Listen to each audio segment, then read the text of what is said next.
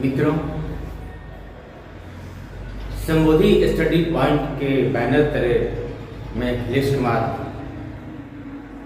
पुनः आप लोगों का अभिनंदन करता हूं और उज्जवल भविष्य की कामना करता हूं। मित्रों, अंग्रेजी में एक कहावत है, एक बार मैंने कही थी और सब बार बार आप जेहन में रखें, time and times waits for the man. दुनिया की सबसे बहुमूल्य चीज है समय, है ना। खासकर छोटे छोटे बच्चे जो होते हैं 10th 11 12, है ना, उनकी दूसरी उम्र होती है। समय बहुत ही बहुमूल्य होता है। आज आप समय को बर्बाद करेंगे, एक दिन आपको समय बर्बाद करेगा। आप समय की कद्र करना सीखिएगा, समय की आपकी कद्र करेगा। इसलिए याद रखिए मित्रों, time and times waits for the man. उससे कीमती चीज दुनिया की कोई नहीं। जिसका समय आ जाता है उसको दुनिया की कोई भी ताकत नहीं रोक सकती है, बशर्ते आप अपने प्रयास में लगे रहें, लगे रहें, लगे रहें और लगे रहें। मित्रों, आज हम लोग बात करेंगे आधारभूत ढांचा। आधारभूत ढांचा बहुत महत्वपूर्ण है, अथवा इसको हम लोग आधारित ढांचा भी कहते हैं।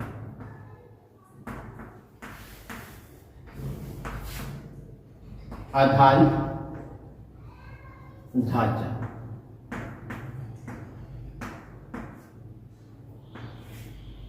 यानी कि आधार है अर्थव्यवस्था के विकास का। आधार है अर्थव्यवस्था के विकास का। मित्रों, इसको इंग्लिश में कहते हैं इंफ्रास्ट्रक्चर।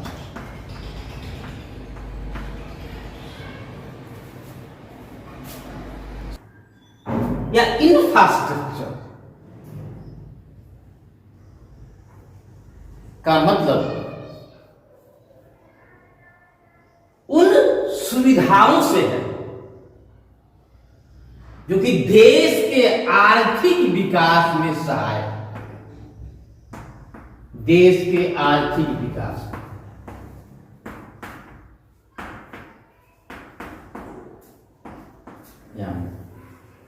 देश के आर्थिक विकास में सहायक होते हैं। जैसे परिवहन, या कहें परिवहन के साधन, बिजली, संचार के साधन, स्कूल, कॉलेज, अस्पताल, बैंक, ये सब जो चीज है आदि आदि, इनको हम लोग आधारभूत ढांचा कहते हैं और देश के आर्थिक विकास में सहायक होते हैं। जिस देश में आधारभूत ढांचा या आधारित ढांचा या इंफ्रास्ट्रक्चर मजबूत होगा, वो देश बहुत ही तेजी के साथ विकास करेगा। और जिन देश में आधारभूत ढांचा या आधारित ढांचा या इंफ्रास्ट्रक्चर की कमी होगी, उसको विकास करने में बहुत सी परेशानियां हैं। दुनिया के जितने विकसित देश हैं, उन विकसित देशों का जो आधारभूत ढांचा है वो बहुत ही मजबूत है। थोड़ा सा लोग भारत की बात करें, उत्तर भारत की तुलना में दक्षिण भारत, खासकर महाराष्ट्र, कर्नाटका, तमिलनाडु, केरला, ये सब का जो ये 3-4 स्टेट जो है, इनका जो इंफ्रास्ट्रक्चर है, यानी कि जो आधारभूत ढांचा है या आधारित ढांचा है, वो पहले से ही मजबूत रहा है। इसलिए ये राज्य पहले से ही विकसित है। हम लोग क्या बहुत कमी। आप उत्तर बिहार में जाए ना, बाढ़ और सुखाड़ का जो पीड़ा होती है, सड़क पर पानी आएगी तो रोड को तहस नहस करेगी। मित्रों, आइए सब बच्चों को पढ़ाया जाता है। एक गांव है, छोटा सा गांव, उन लोगों को हाई पढ़ाया जाता है ट्रेनिंग में। एक छोटा सा गांव है ना। फिर हम इसी पर आते हैं सुविधाओं पर। उसको रोड से जोड़ दीजिए, उसको बिजली दे दीजिए, देखिए उस छोटे से गांव का स्वतः अपने आप विकास होता जाएगा। ये आइस अफसोस पढ़ाया जाता है मसूरी में। वो गांव अपने आप विकसित होता जाएगा। बस उसको बुद्धिन से जोड़िए ना, बिजली से जोड़िए, संचार के साधन से जोड़िए, परिवहन से जोड़िए, उसका अपने आप विकास हो जाएगा, होता जाएगा। ये बहुत महत्वपूर्ण है आधारभूत ढांचा। जिस देश में आधारभूत ढांचा जितना ज्यादा विकसित होगा, वो देश उतना ही तेजी से विकास की प्रक्रिया में आगे बढ़ेगा।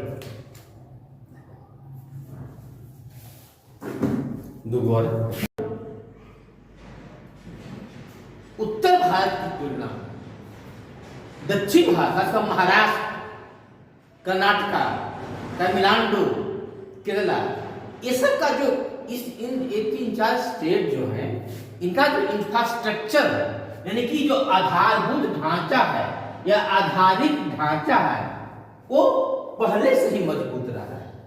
इसलिए ये राज्य पहले से ही विकसित है। हम लोग क्या बहुत कमी।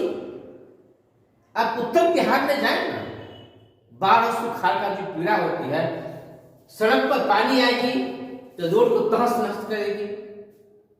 मित्रों, आइए सब बच्चों को पढ़ाया जाता है। एक गांव है, छोटा सा गांव, उन लोगों को हाई पढ़ाया जाता है ट्रेनिंग में। एक छोटा सा गांव है ना। फिर हम इसी पर आते हैं सुविधाओं पर। उसको रोड से जोड़ दीजिए, उसको बिजली दे दीजिए, देखिए उस छोटे से गांव का स्वतः अपने आप विकास होता जाएगा। ये आइस अफसोस पढ़ाया जाता है मसूरी में। वो गांव अपने आप विकसित होता जाएगा। बस उसको बुद्धिन से जोड़िए ना, बिजली से जोड़िए, संचार के साधन से जोड़िए, परिवहन से जोड़िए, उसका अपने आप विकास हो जाएगा, होता जाएगा। ये बहुत महत्वपूर्ण है आधारभूत ढांचा। जिस देश में आधारभूत ढांचा जितना ज्यादा विकसित होगा, वो देश उतना ही तेजी से विकास की प्रक्रिया में आगे बढ़ेगा। अर्थशास्त्र के पहले अध्याय को मित्रों टॉपिक वाइज पढ़ाएं ताकि आपको सुविधा हो। और जो मेन चीज है जो भविष्य में काम दे, वर्तमान में भी काम दे, एक दृष्टि वर्तमान में रखें, एक दृष्टि भविष्य में रहें, दोनों को साथ लेकर चलें। समावेशी विकास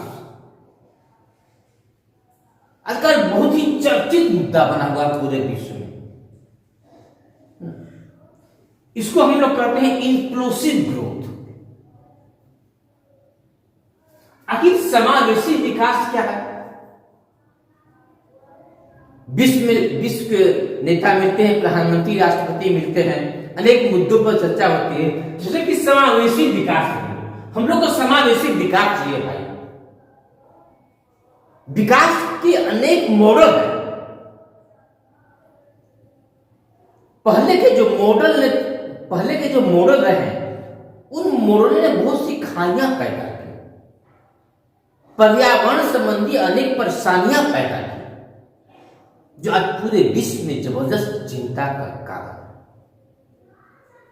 उसको हम लोग इन्वायरमेंटल इकोनॉमिक्स की तरफ पढ़ते हैं। उसका ब्रांच होता है इन्वायरमेंटल इकोनॉमिक्स, यानी कि पर्यावरणीय अर्थशास्त्र। ये आगे की विषय है। आर्थिक विकास की जिस प्रक्रिया में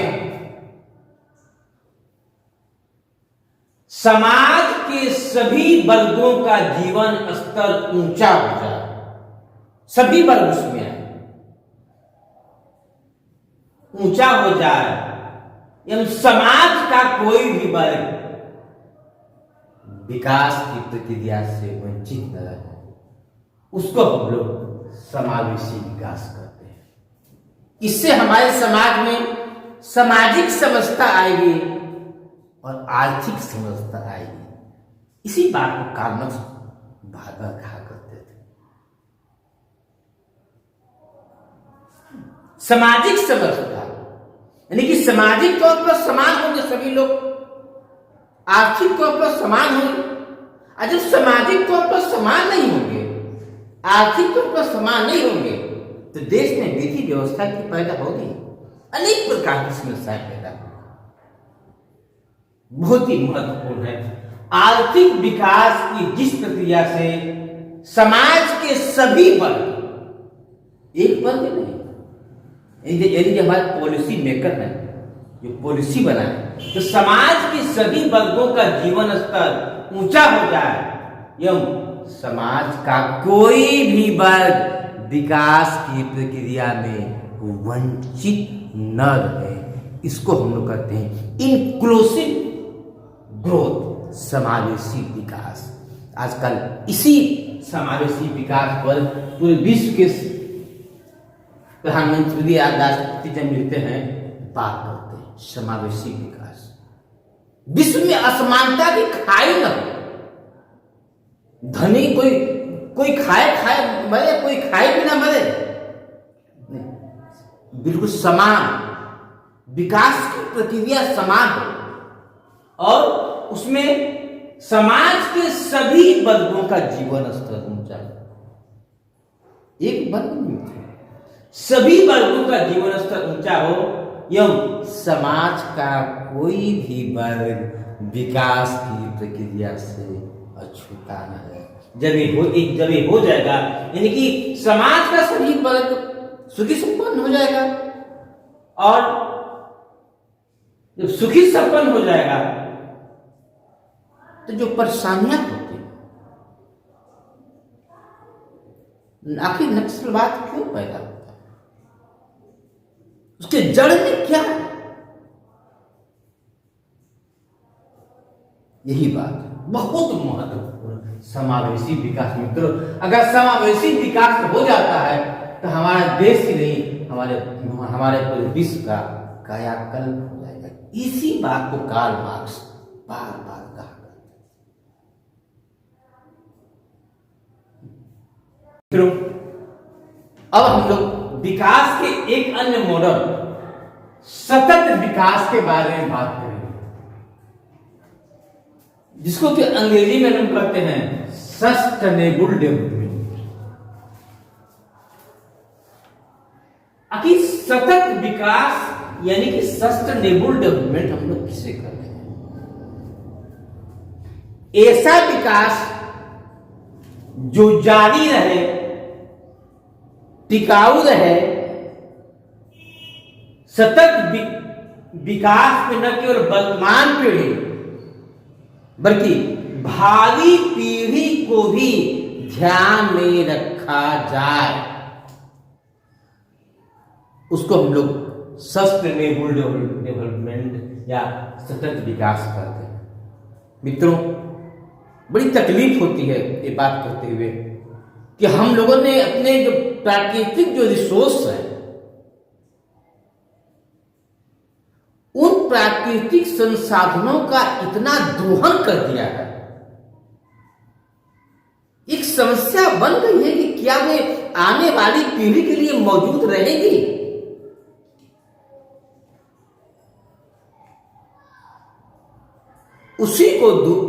इसी प्रक्रिया को सही करने के लिए हम लोग सतत विकास की बात करते हैं।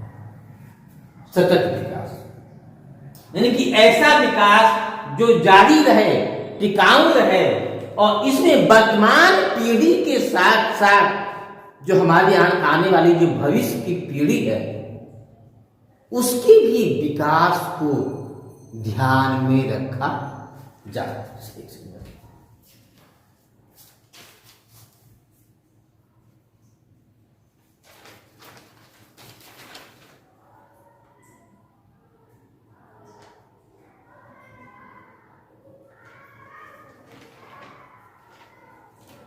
मित्रों, पर्यावरण प्रदूषण के कारण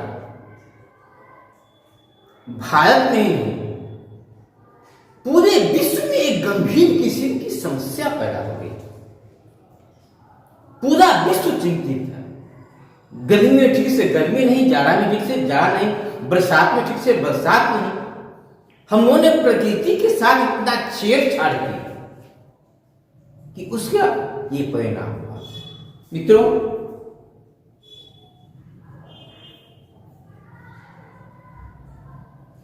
इसी के विकल्प पर, इसको विकल्प के रूप में हम लोग कहते हैं सतत विकास। सतत विकास या उसका दूसरा नाम है अथवा पोषणीय विकास। पोषणीय विकास। एक बार फिर से चर्चा हो जाए, हल्के सा समराइज करते हैं मित्रों। ऐसा विकास जो जारी रहे, टिकाऊ रहे, और सबसे महत्वपूर्ण बात है जिसमें वर्तमान पीढ़ी के साथ साथ जो हमारी आने वाली पीढ़ी है उसकी भी विकास के ध्यान को हम केंद्र में रखें, केवल वर्तमान को देखें। जो पीढ़ी आने वाली है उसके भी विकास की बात है। मित्रों, पर्यावरण ये प्राकृतिक संसाधनों का हम लोगों ने इतना दोहन किया कि प्रश्न चिन्ह पैदा होता है कि क्या हमारी आने वाली पीढ़ी है, क्या आसपास वो प्राकृतिक संसाधन उपलब्ध रहेंगे, यह क्वेश्चन मार्क है। और उससे जनित जो पर्यावरण संबंधी समस्या पूरे विश्व में पैदा हो गई है वो विश्व के नेताओं को चिंतित कर रही है। प्रत्येक दिन अखबारों में उसके बारे में विश्व के नेताओं के बयान आते हैं, संयुक्त राष्ट्र महासचिव के बयान आते हैं, है ना, कि हम लोग नहीं चेते तो हम लोग और परेशानी में जाएंगे। उसी प्रक्रिया को हम लोग उसके विकल्प को हम लोग सतत विकास करते हैं अथवा पोषणीय विकास। इसमें वर्तमान पीढ़ी के साथ साथ जो आने वाली पीढ़ी है उसको भी विकास के सेंटर में